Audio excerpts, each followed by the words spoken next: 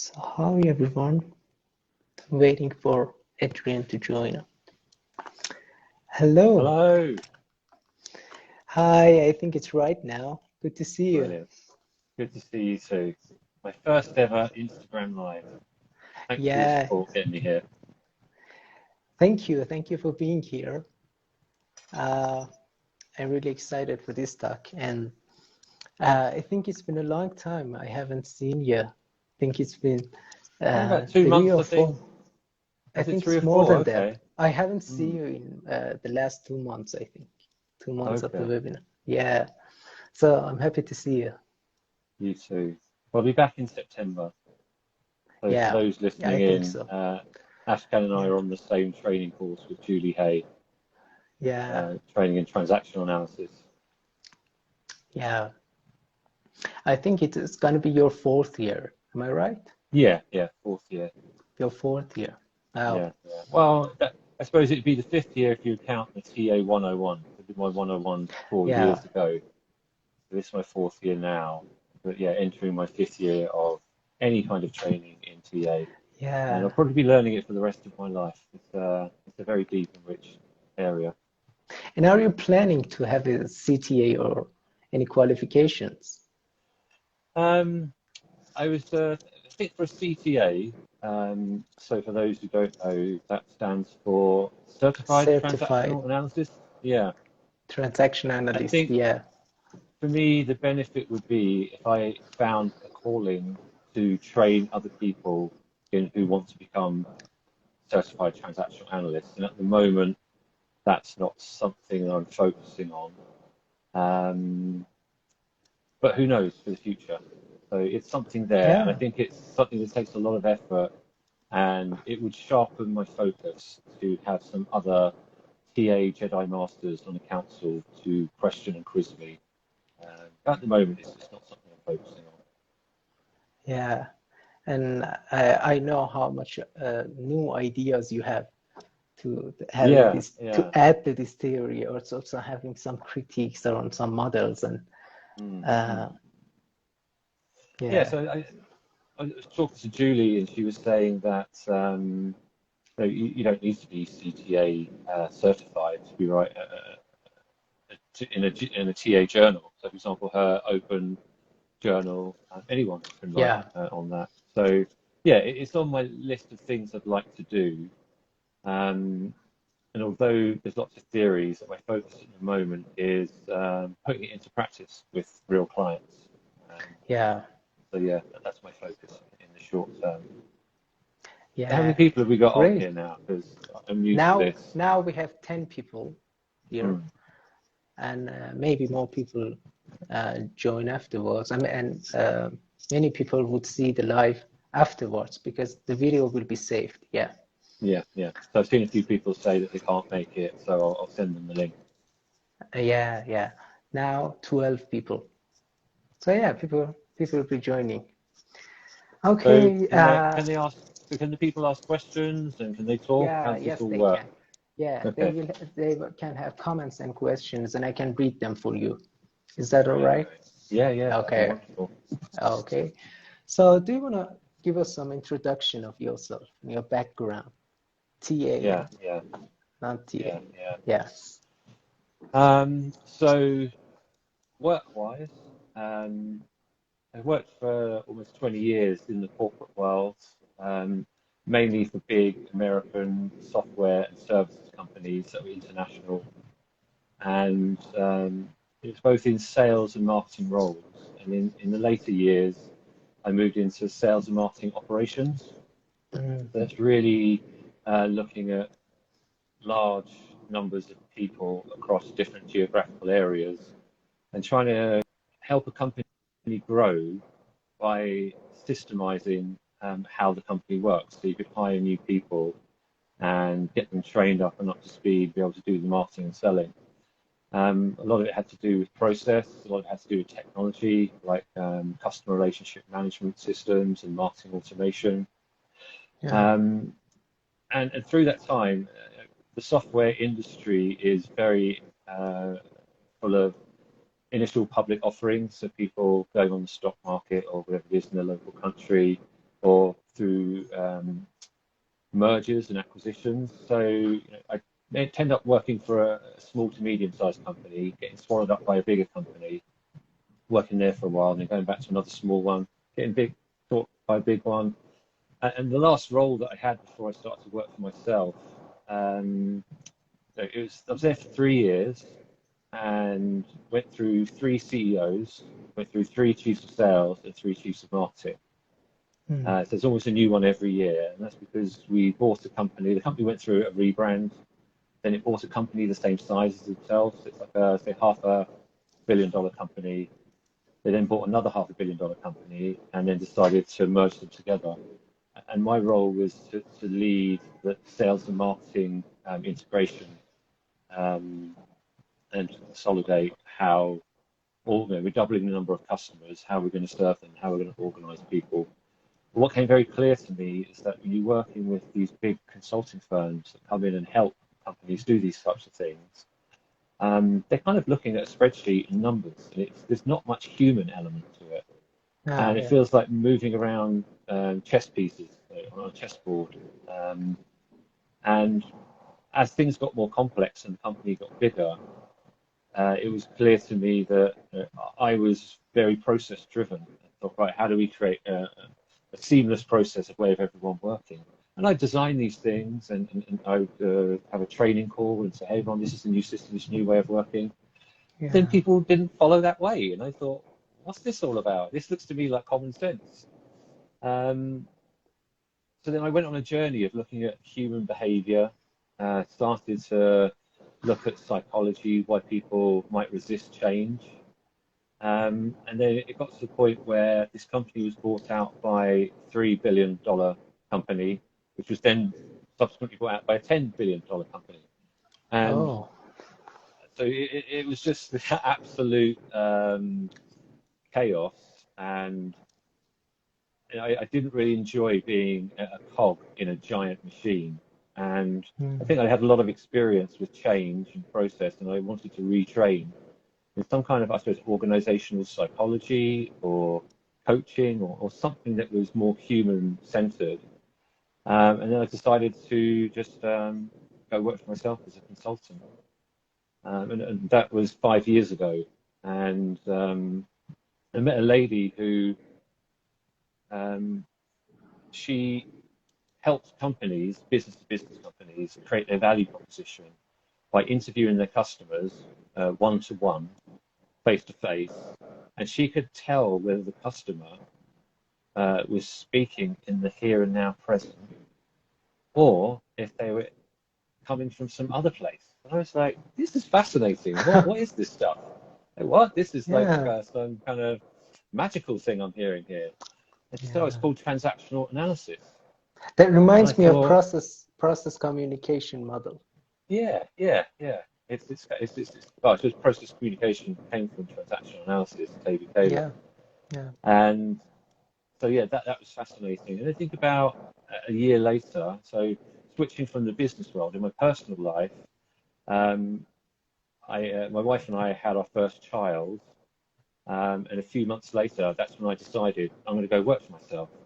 And my wife was not easy with this and said, no, you've got a career here. Why would you want to change that and go work for yourself? And at the same time, she and I were so tired because having a newborn child was just, there's no sleep. And we both started to notice that I was starting to act like my dad, and she was starting to act like her mother.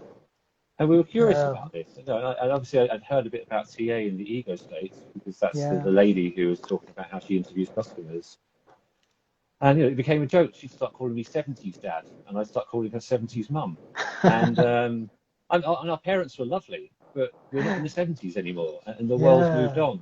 And it just became fascinating that with a lack of sleep and tiredness, we've become much more like automatic robots, like pre-programmed robots. Right. And it was just that awareness.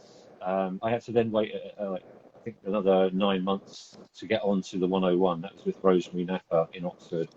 That was the lady I spoke to. She said she trained there. And Metanoia is like a mile down the road from me. Which is another big education on transactional analysis, but it was on Yeah. psychotherapy. And for those who on the call here are not familiar with transactional analysis, I suppose there's 4 different fields. One would be psychotherapy, where it started. Then there is counselling, and then there is organisational and educational. There's 4 different fields, and so I was much more interested in organisational transactional analysis because of the work that I was doing. And at that time, I was doing a lot of work with teams, and it was between sales and marketing teams. And to me, it was like marriage counselling, because it's like the salespeople are from Mars and the marketing people are from Venus. And again, so transactional analysis became very useful there for helping people understand why we behave the way we do. But I'm just thinking, I put out a post on LinkedIn. I know this is TA Talks and you have followers who are transactional analysts. Yeah. But maybe we could kind of let people know what is transactional analysis. Yes, I feel like thank I've been you for talking that. too Yeah, much. that's good. So I thought I'd pass No. over to you to give a definition of transactional analysis. Big journey. So yeah, I think most people are kind of familiar with it. It's a theory of personality that can be used in different fields, as you said, in the 4 major fields: psychotherapy, counseling, organizational, and educational. And so tonight we're going to be talking about organizational field and how we would use one of the models that is called functional fluency. And I think you chose that somehow between the models. Am I right? Yeah. That's I chose it. It's my most favourite model, and I've been certified by Functional Fluency International. So I'll tell a bit of a story about that in a moment. I'd like to hear how did you see it in the first time, and why you're interested in this model, and how do you see it more useful than other models? Yeah. So my first year with transactional analysis is the TA 101, and that's like a weekend course. You do it Friday, Saturday, Sunday, and it's like being sheep dipped in a light touch of, it feels like 50 different models over 3 days that will blow your mind. And I think we've spoken about this before, that it would probably be good, for me it would have been good, to go on a compassion course before I went on my TA 101 weekend. Because I had a kind of maybe be strong, try hard, all sorts of labels. And then I start labeling myself, and then my inner critic was very strong. So my critical parent, or my say my P2, was very much saying to me, look, you've got this, you do that. And then also noticing other people do it. So I think I was driving my wife crazy too. Like, if she tried to help me with something, I'd say, you're playing a game here, we're in the drama triangle. I'm not playing a game, I just want to help you. And I think that's one of the great things and the most dangerous things about transactional analysis, is that the tools look so simple on the surface that it is very easy to misunderstand them. And when you look at, say, for example, something like the drama triangle, some people could go away from a 101 weekend that anyone who tries to help them, where they haven't asked your permission, is rescuing you. Okay? Because if you read the first chapter, it might say something like that if you misunderstood it. But the truth is, there's so much more nuanced than that. And that's why it takes years to train in this, because it really gets, you're plugging into a felt sense. Your C2, C1, or your C0. We're going to get all technical like that. And so it's a fascinating thing. But then it wasn't until my foundation year that, with Rosemary Napper, that she really laid out the nearly 70 years now, or maybe 60 years of transactional analysis run over 60 years. And there's like the early traditionalists who believe that things like the adult is this like robot part of us. And then there was the mid years where people went off and tried different things. And then there were the later years more modern times, where people have started to take everything from those 50, 60 years and bring it more up to date and consolidate all the great thought leaders within transactional analysis. And it's a fascinating community, because Eric Berne, when he started it, actually didn't want it to be academic, because he wanted it to be accessible and people to understand it from all walks of life. So instead of those research and papers going into standard academic journals, they were being released in transactional analyst journals. Yeah. And I'm not sure back then if it costs anything, or there was probably just a bulletin or something that was sent out. Maybe others who know that in more detail can chuck that into the chat. And so when I saw all these different models, the one that the penny dropped with me was functional fluency. So again, for the non-TA people, ego states is the probably most famous model within transactional analysis, and it's about the parent, circle, adult, child. But there's two types. There is the structural ego states, which is inside us, how we have our interpersonal relationship with ourselves and what goes on intrapsychically, I think is the word that's used. I don't often use these, so I've told people when they join this call it's going to be a bit of a TA nerd out. Yeah. Because when I'm speaking to business people, I don't go into this much detail, but you and I are TA nerds, so we can get into the details of it. Yeah. And then the other type of ego state model is the behavioral. Functional. Yeah. The functional. The structural functional, yeah. Or as Dr. Susanna Temple calling it functional fluency. So it's like the behavioral side of things, how we function. Yeah. And for me, because there is a structural as well as functional ego state models, people get confused. And even within those two different styles, there are probably 5 or 10 or even more break-offs and spin-offs and changes. And so because there's this community in transactional analysis of an open forum where people can release papers and their ideas, it actually encourages people to take models, change them, adapt them, grow them, play with them. Yeah. So there's a real rich environment. So on one side, it's a lovely playground. It's like having Lego. You can put all pieces together and make whatever you want. But on the other side, it can be very confusing when we're talking to different people. So I thought today that you and I should probably agree on our favourite ego state model. Mine's functional fluency. And if you say what yours is, then maybe we can talk about, well, how's the one I like different from the one that you like? And we can talk in different languages but understand each other. And it reminds me of, I lived in Denmark for a year in my early 20s, and I was fascinated that there was, I think it was a Danish, a Swedish, and maybe Finnish person all sitting down and talking to each other, but speaking in their own language and replying in their own language, but all the others could understand. 80, Really? 90%, maybe they have to drop it. Yeah. And I was just blown because you could hear it, like the Danish is very flat and monotone, Swedish is very Italian up and down, and the third language I can't remember. But yeah, it was just fascinating. And then I think they sometimes used an English word when they knew their local word didn't translate into their word. So maybe that's what we could do today. Speaking English but in our own TA spin. So what's your favourite? Yeah, what's your favourite Well, I'd like to explain model? Ego states with that integrating adult, which is integrating the positive sides of the parent and positive sides of the child. And I think which is close to functional fluency, because it has also this goal of you having this positive sides and also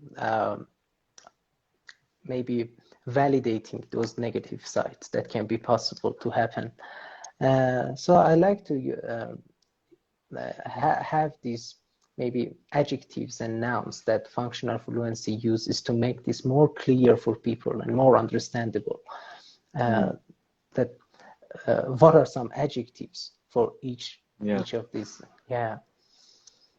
So I think what I loved about functional fluency model was that Dr. Susanna Temple was doing her PhD.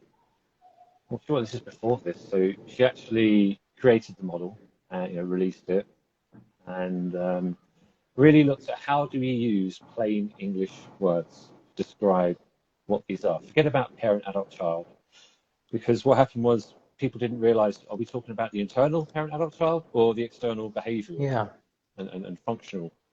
So she said, well, let's just look at it a different way. So if you had the P, A, and C model, the traditional structural model, and if you think about contamination, so this is when I need PowerPoints. This is my first time on Instagram, so I'm going to use my fingers here. You have the circles. When the circles cross over, the overlap. This is when they overlap. This is called a contamination. And what that means is that there's parts of you in your parent ego state that you got from your parents or other caregivers, teachers, even the cultural parent, society and societal norms. All these things as a child we pick up and they come from other people. So they're secondhand and we see them, we take them and we integrate them. And then the child is the things that we experience ourselves. So this is from our past and what sense we made of the world as we were growing up. And then the middle part, being the adult, is the part that is saying, in traditional TA, it would be this is the robotic part of us that is saying, it's very logical, saying, is this appropriate for the here and now for what I need to do? So assessing now, the environment, and everything, like a computer. And everything going on. And now what happens is that when I've got some bad habits and I might be unaware of them, let's say, for example, I lose my temper. If I lose my temper when somebody does something, I might tell myself, that's highly appropriate. What they did was wrong. I lost my temper and serves them right. They'll never cross me again. Maybe that's a story that will happen. But really, that boundary you have that was crossed is yours. It might be a societal boundary that says don't stand right up an inch from someone's face staring at them because they're going to feel uncomfortable. Or it could just be that they were whistling while you were on the phone. And you can say that's completely unacceptable. But really, it's your belief and one of your values. And that doesn't mean everyone else in the world has those beliefs and values. What can happen is that this contamination could be you really, really believe this is a universal truth. This is how I would explain it. And so there are very effective things that we can use. I don't want to use positive and negative. I use the term effective and ineffective. And we say ineffective, it means that it doesn't achieve the result that you wanted. And when it's effective, it achieves the result.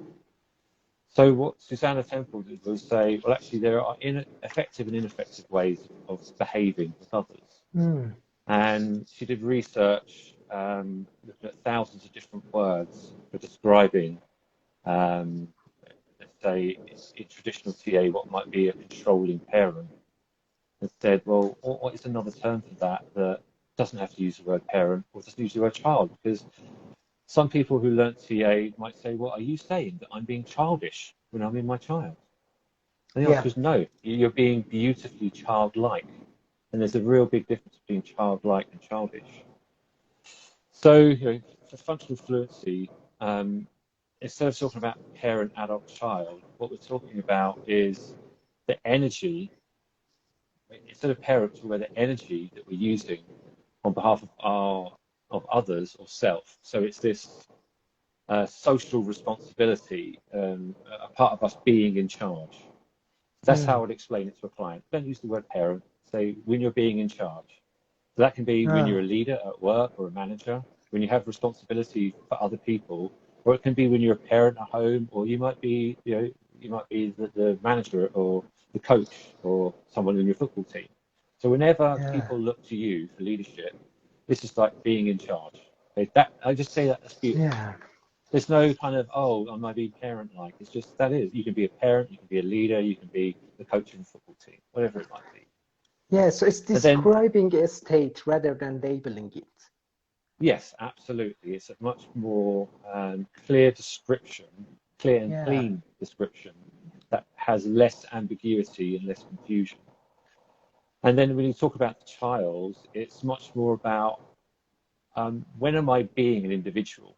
So when am I looking after my needs? So think about self-actualization. You think about Maslow and his needs. And it's about energy on my own behalf.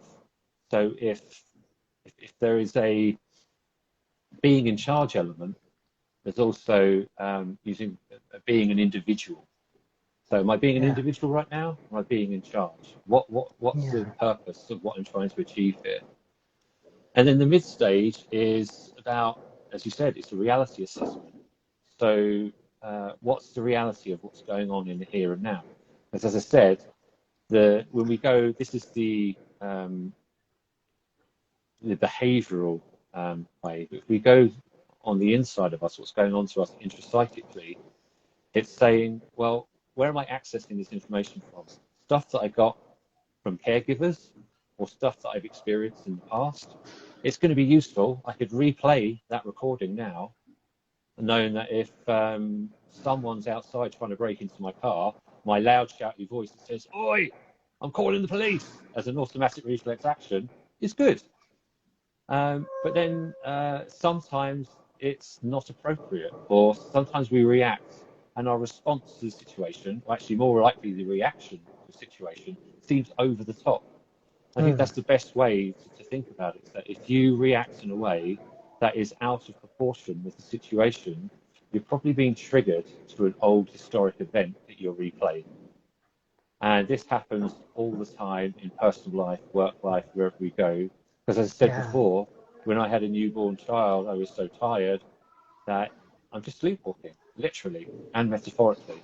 And so it just has a way of looking at how to understand why am I acting the way that I do when it's not working effectively. And quite often it's these contaminations where we really, either consciously or unconsciously, act out repeating patterns. And then, there's lots of people in life who go to coaching or counselling because they're just stuck going, I keep doing the same thing over and over again, and for some reason I can't break this habit. And it's because partly we have to be habit-forming creatures. Our heart has to be survive. Thinking, and we have to breathe automatically. And there's so many things that you can take a journey that you drive every day, get home, and just time is completely lost because you've been somewhere else thinking about something else, and you've just been on autopilot driving home. So that's useful. If I had to really think about driving and where I'm driving all the time, that would be really tiring. Like, okay, I've got to hold the steering wheel and change the gears, but I do it automatically. So sometimes these automatic ways of being are really helpful. And most of the time they're really helpful, and just sometimes these things get in the way. And I think that's what the ego states help us understand. And so, to explain further on the model of functional fluency, if we had these three levels, if we start back at the top on being in charge, there's two types of being in charge. There is maybe I can show these. Yeah, that's good. Is it clear? Oh, it's actually it's back to front. Oh, okay. The camera's showing it back to front, but yeah. Maybe I can. That's okay. Yeah. Oh, beautiful. Good? Yeah. So as you say, you can split the top half into when it's about control and care. Do I need to be caring for others, or do I need to be guiding and directing them? And both of those have effective ways with the plus sign and ineffective ways. And then if we look at the bottom half, when you are being an individual, are you being your natural self, so expressing your own self? Yeah, or are you socialized? That's when you're with other people. And how are you in relating to others? So when you're relating to others, you are thinking of their needs too. And then to explain further, if you had your natural expressing your own self, there is the effective way, which is being spontaneous. So when you're being spontaneous, you're being creative, expressive, you're really in flow, you've got a lot of originality, being very responsive, initiating new ideas, feeling and thinking. This is the beautiful part, which, what would you describe that as in traditional TA, in your model? those adult part, you mean? No, that's more like the free child. So it's very, Yeah, this kind of spontaneous part of us is very much like the free child. the part that has the energy for living, that creation, that Yeah, creativity, the yeah, the ability to just try new things and go and explore, maybe. mm, mm, Yeah, mm. the courage, the Yeah, curiosity. Yeah, absolutely. And this is where our real life energy comes from, and our individuality. So again, this is the yeah, self-actualization. And then the ineffective side of that is that actually when sometimes we can be so much ourselves, we can be quite irresponsible and selfish and even yeah, egotistical. And so sometimes you can say to someone they've got a big ego. That can mean different things to different people. But when you're being egotistic or some kind of grandiosity, it's saying, I'm going to be so much myself that I don't care about anyone else. And you really yeah. get a sense of that from someone it's a sense of arrogance to it. Hmm. So that to me was just beautiful words to get. And even these words should be pointed to a feeling inside you. So can you get a felt sense of what these words are pointing to? Hmm. So each of these areas have 6 specific words that are different in different people. And part of what Susanna Temple did was put together a um, a metric tool. So it's not a psychometric in the sense that it tells you your type. What's important about functional fluency is that these aren't labels, these are names that you can describe something that you sense or feel inside. Like, how can I give this a name? Yeah, I And how can I think this talk to is someone else about it? Yeah. yeah, I think this is an important part of it because I've experienced one session of coaching in this model with you, and I Mm. remember when you asked me, uh, how do you feel about this, and which words do you choose for describing this feeling?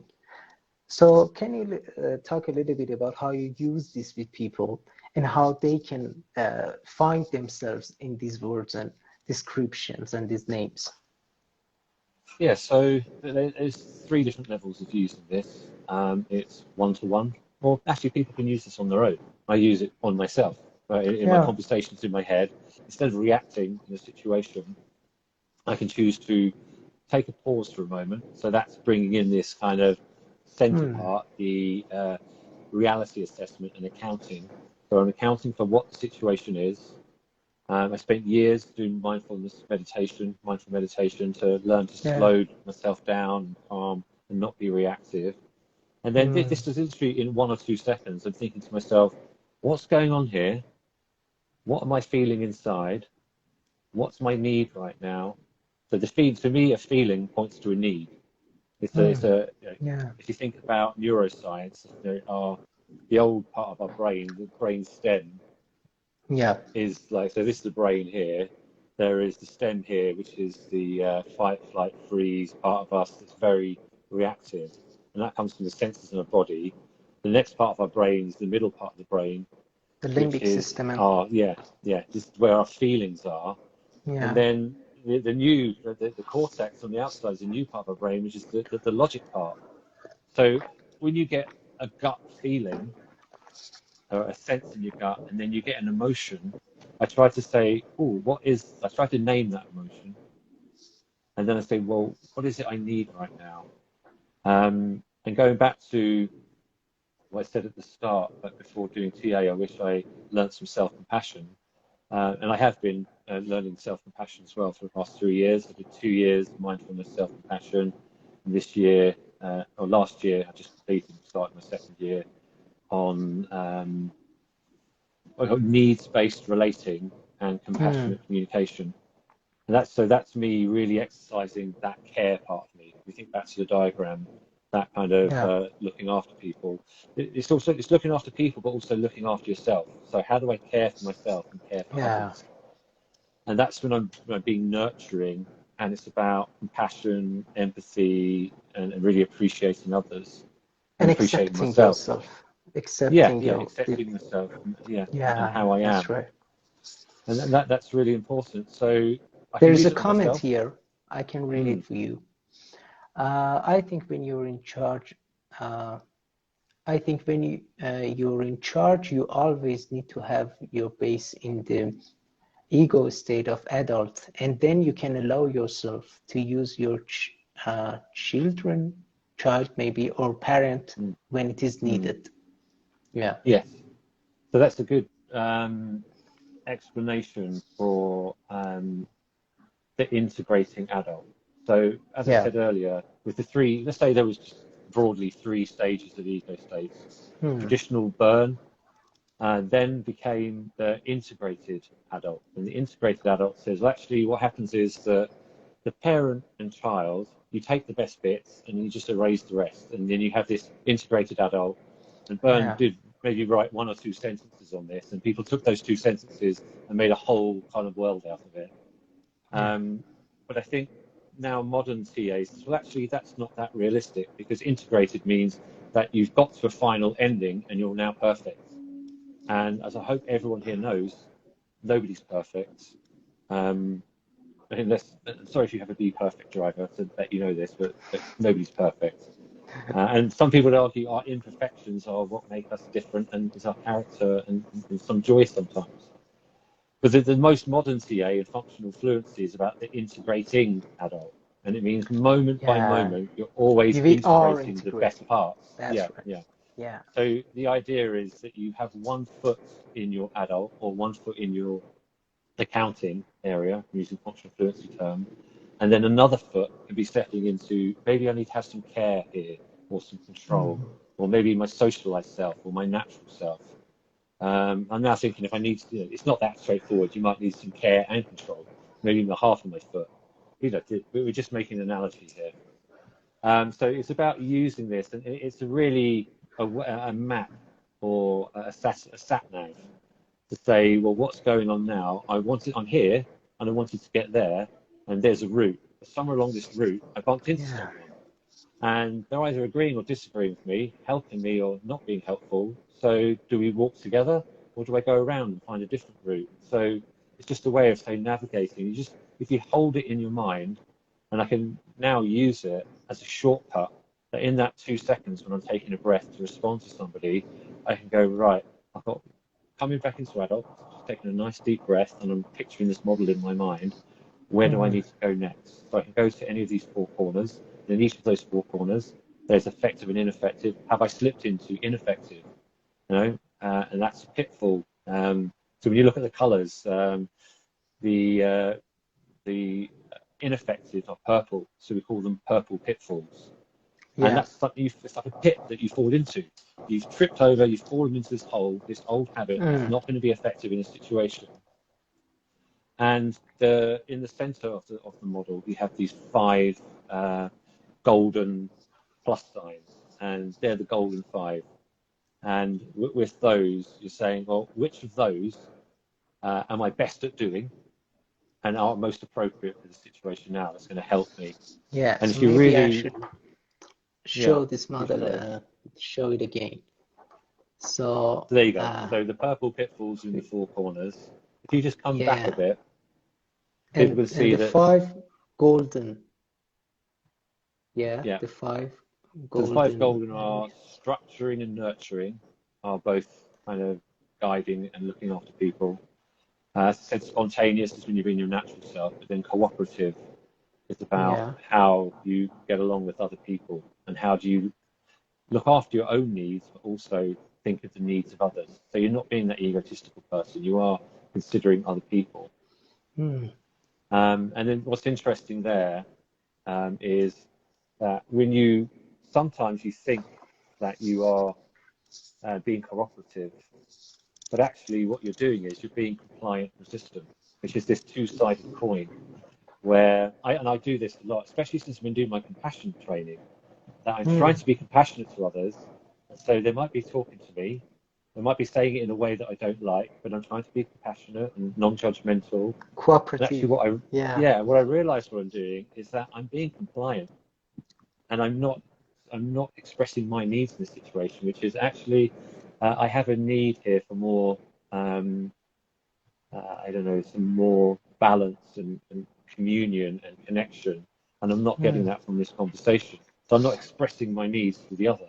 The other person might be completely oblivious to it. As you said, they are living by their own values and beliefs, and they are acting the way that they think is right and appropriate. And it might just clash with your values and beliefs. So just be curious. Yeah. And this is And when you have the one maybe, foot in the middle to say, I'm just curious yeah. here. I'm having this need, and I'm kind of guessing that maybe you have a need for some efficiency here, and that's why you're talking really fast and loud, and and it's making me feel a bit uncomfortable. And someone might go, "Oh, really sorry about that. Didn't know." And then you can Yeah. have an agreement, a bit of contracting to say, "Oh, maybe I'll try it a different way."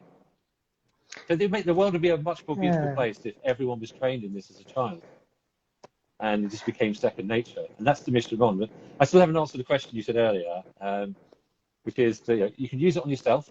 You can use it one-to-one with people in coaching, counselling, therapy. It's also really interesting to use with teams to understand the dynamics within the team and across different people, and also across teams or organisation-wide. So if everybody in an organisation did what we call a TIFF profile, which is the Temple Index of Functional Fluency, TIFF, you then get a picture of every individual. You can get a picture of certain teams. And maybe, I don't know, maybe the marketing team is full of spontaneous people, and the accounts team has people who are a bit more in the control area, and HR a bit more care. And then you could bubble this up to the entire organisation and say, well, what's the culture of this entire company?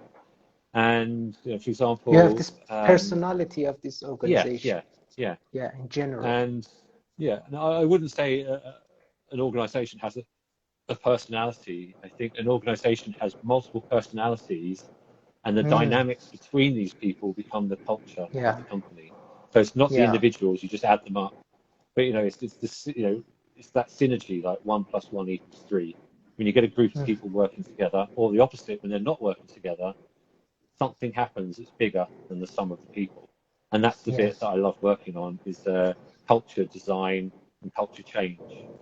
So when I'm not doing one-to-one coaching or team coaching, I work on larger projects, and at the moment I'm working with a company where myself and 20 other people who are culture consultants there's 100,000 employees in the organisation, and we've done 600 listening sessions. So it's been 600 people that we've had listening, about 60 sessions. So sometimes in larger organisations we'll do more like focus groups, where we get a group of people together and start asking them questions and listen to what's happening inside the company. I realise that I'm quite jumping all over the place here. I'm used to doing PowerPoint presentations and structured, but this is part of TA as well, emergent design. Let's just see what comes up. And if people are asking questions, then help steer the conversation, because neither you or I have planned what we're going to talk about today. So it's very emergent. Yeah, maybe they can have comments or questions. And no, I'm not seeing any new comments. With the feet. Yeah.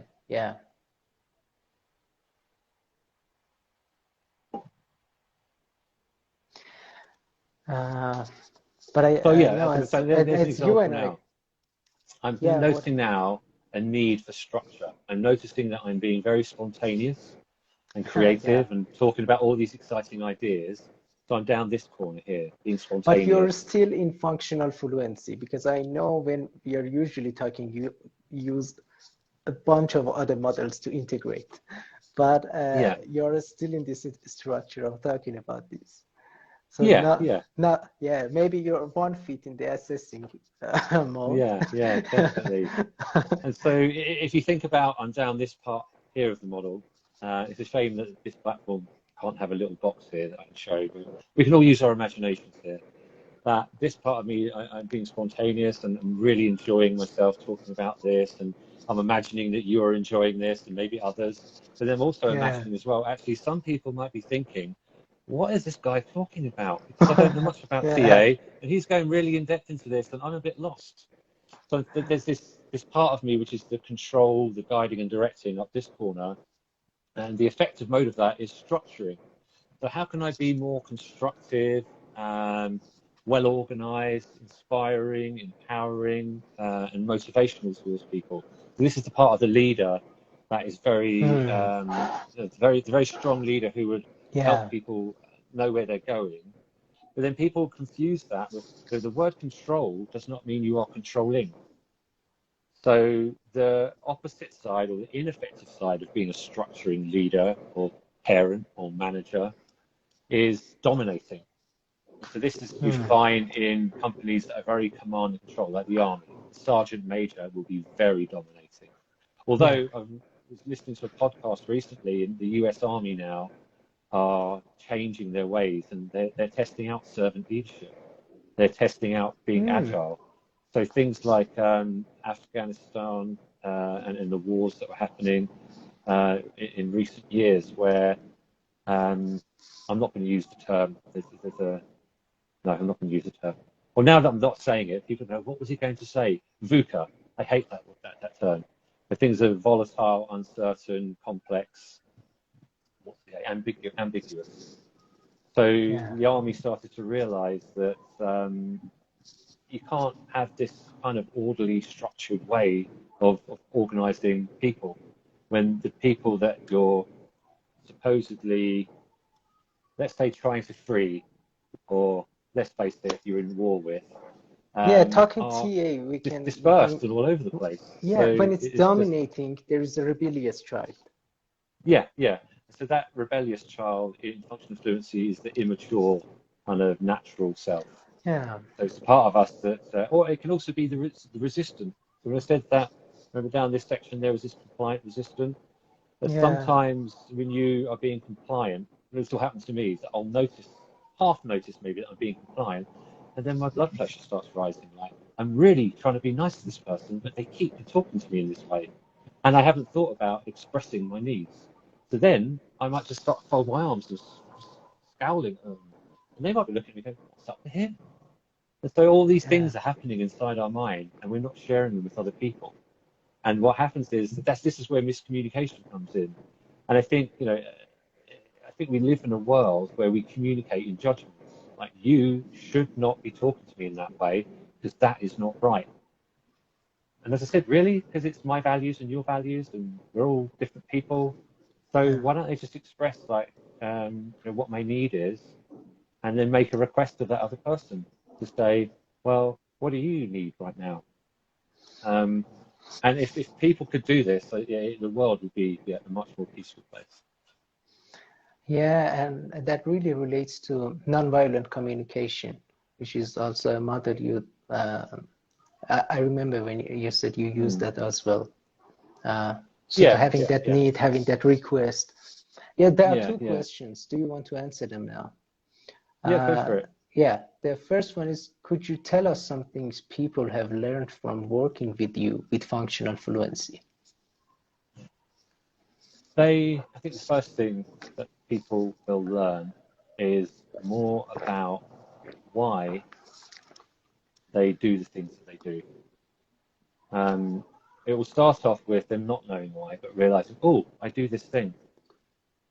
So firstly, giving people a map to say, okay, so do you think this is an effective thing or an ineffective thing in that situation?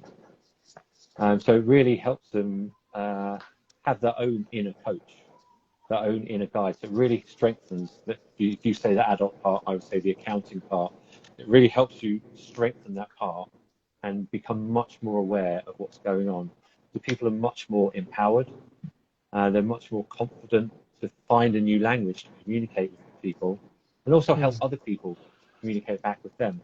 Because what I try to do is if you start saying to people, I'm noticing I have this need, what do you need? The average person says, I don't know. Firstly, I need you to stop talking this way because I'm feeling very uncomfortable. If they're not used to it. So you say, so at the moment, I had this need earlier to say I had this need for more structure. So I thought I'd share that with you. And then I thought I would share what was going on for me internally. Like, I'm thinking that you and I are happy. And what about the other people? Are they happy? Are they keeping up with us? And then thinking about, say, hey, what can I do to create more structure? And then we change direction. Now we're answering questions. And then I think the next part that happens is that once you start to understand how you behave, you can then start to say, well, for some people, it depends on your modality. If you're in coaching, it could be that actually forget about your past. Let's look to the future. What goal do you want to achieve, and how do you get there? And are there things blocking you from getting there? Let's look at that and go, well, why are you doing that? And you might say, oh, I've always done that. Okay, so do you have choices to move around that? And so that's about giving people permission. And I suppose it's like the inner child saying to the inner parent, I know you've always told me to do things this way, but I'm standing here with my adult now, and we're together giving ourselves permission to say to you, thanks, but no thanks right now. So that's the difference between the internal model and the external. Is that you can choose to go look introspectively and say, well, why do I do this? And I find this helpful. And the way that I do coaching is psychodynamic coaching, which is a mixture of looking at what's going on for us internally, not necessarily going back to my childhood, certainly not reliving difficult experiences, but I find it useful to go, my dad used to do that, and now I do that. And it's probably because as a child I thought, oh, I want to be like my daddy. He's my hero. And I probably, maybe some of these things I did consciously, some of them unconsciously, but I've now got it inside me, and it's this old recording that sometimes pops up. And I work on this a lot with leadership. There's people who really, really want to go higher up in an organization. And they love what they do. They love the control and care part of looking after people and being responsible, but they just get stuck and they don't know why. And so it's really saying, firstly, understanding why do you want to be higher up? Why do you want to be the CEO? Why do you want to be a VP? Because sometimes that can be some kind of, say, driver in us, this kind of try hard or be perfect or something, to say, well, do you really want to be there? Or is this some kind of unconscious driver? Yeah, automatic response.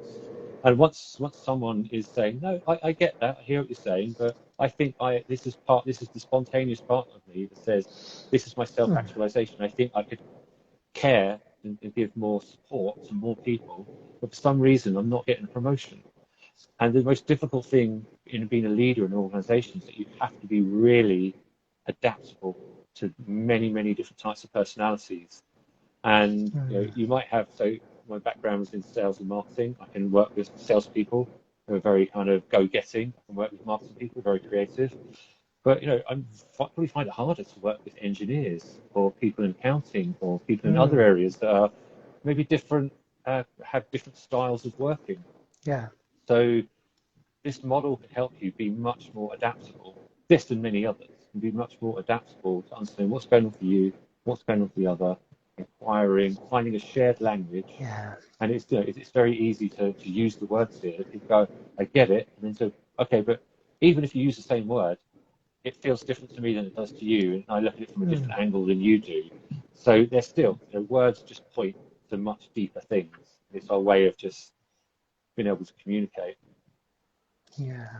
Thank you for this great. On how it works. Well, I think it answered very perfectly. Don't encourage my be perfect, right? Please don't do that. Okay. I know we both have this be perfect. It was well, yes. It was well. I answered it well enough. Let's say. Well enough, yeah. Well enough. Yeah, it's better one. Let's see here. This bit about another drama one triangle. How can you relate functional fluency to drama triangle? I love this question, because if you think about again the diagram, when you're dominating, this is the ineffective way of trying to be in control. This is the persecutor. This is the person who is telling someone, I'm okay, but you're not. Okay? And I'm going to tell you why you're not okay. And I'm going to blah, blah, blah, blah, blah, blah, blah. Okay, that's the real bossy, dominating person. And then if you go over to the caring side, when I talked about you can be nurturing, the opposite of nurturing is a word that was made up because there is no word in the English language that can describe this. So we call it marshmallowing. So marshmallowing is a word about like a marshmallow, it's sweet. One or two might be okay, but if you ate a whole pack of them, which I have done before because I've got a sweet tooth, you feel very sickly afterwards. So the idea there is that you are being overindulgent, overprotective, and you're being a rescuer. That's when you're trying to help people by saying, I'm okay, you're not. I love people who are not okay because I can come rescue them. and that feeds some of my needs. But it's quite selfish because if you rescue someone, sometimes it's better to let someone fail Does this help? in the short term so they can learn in the long term. Yeah, absolutely. Yeah. And then down the bottom is the victim, which is when Here people are it being is. compliant resistant. They sit there and say, and also I think also could be immature. You can start being very Oh, this here. yeah. But it's probably more compliant resistant. So it doesn't map exactly because all Yeah. of these are models that are trying to simplify a really complex world and a really complex mind of human Yeah. beings. So be careful with the simplicity because it's a map, and the map is not the terrain. Like when I go on Yeah. holiday, I don't unfold a map, sit on the map, and go, look, I'm on holiday. I use the map to get me to where I'm going. Yeah. So that's the difference. Yeah. It's a good way to think about it. And I remember you used a metaphor for helping me learn what is the difference between being effective and not effective. I remember a balloon. Yes. So Yeah. I suppose that's one of my, I suppose there is the drowning person. I like that with a person who has Yeah. the balloons going up and they're in water. So you've got and so I kind of looked at it as though, well, actually, if you have a hot air balloon and you're flying, you want to put more energy into this balloon and these effective ways. If you think about this idea of having these pitfalls, when you're in a pitfall, instead of keep doing that ineffective behavior, think about, well, what about the golden five should I be using? Yeah. Well, firstly, put one foot into accounting, and then where am I going to put my other foot?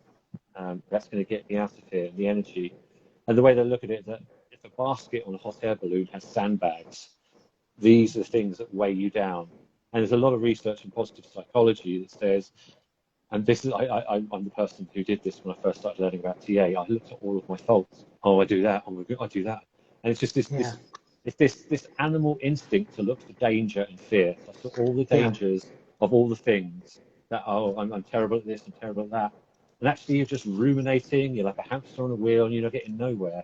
But actually, if you look at the things that you can do, so if you take much more of a coaching approach of what is your goal, where do you want to get to, and how am I going to get there, then you always ignore the sandbags. You know, if you spend all the time, you probably fall out of the parachute, fall out of the hot air balloon. So don't do that. Just put your energy in getting the power Up. and the flow going up into the balloon to lift you out. Yeah. So Adrian, we had already 1 hour, but there are 2 questions. Do you want to answer them before saying goodbye? I do, but people want to hang around. But before I go, I did promise to the Functional Fluency International that if anyone's interested in Functional Fluency, then there is a training course available in many countries. So just pop me an email if it's something you want to know more about, and I'll send you more details. I think that's the best way because they're updating the website at the moment.